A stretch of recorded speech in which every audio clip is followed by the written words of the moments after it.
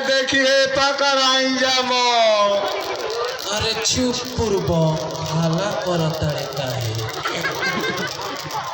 अब पकड़ा जइबे नु तो जान जइसे कि लंगड़ बाड़े उहो टांग तो छीन ली है को का कहल चाहतारी? सुन जौन हम कहतानी वो बात ध्यान से सुन आ ज्यादा फटफट मत कर ना तो ले लिए से टांग साचो में। अरे भाई हम तो लंगड़े बानी मार की हो गोड़वा तूर दिहा सब पकड़ा गइला बो। तो सुन हम बतावतानी जैसे जैसे कर तू सिलवट पर लोढ़ा खट खट बजा आ तब तक उन्हें हम माल साफ कर देतानी।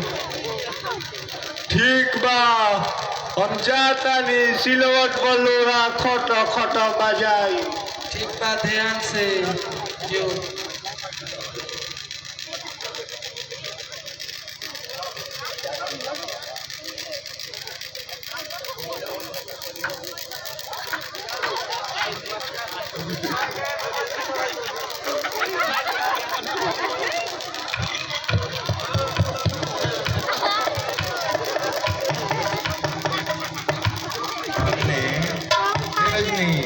सुनाता हो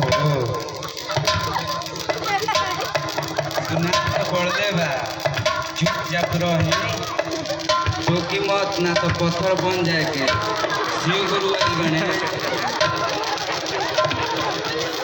ठीक कहत बड़ू चुपचाप सुतल जाओ ना तो पत्थर बन जाए के। का करो तारे रे बिगड़ुआ हमले तोर माले ना सप्लाई भई।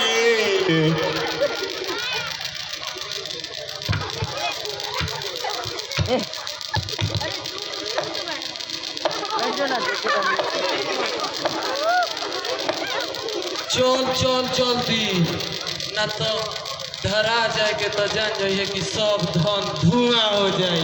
चल जल्दी चल चल जल्दी।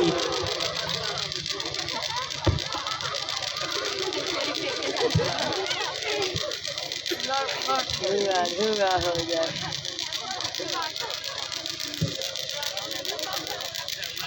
रजनी ए रजनी सुबह हो गई उठा हो तनी आवा तनी होने से घूम के।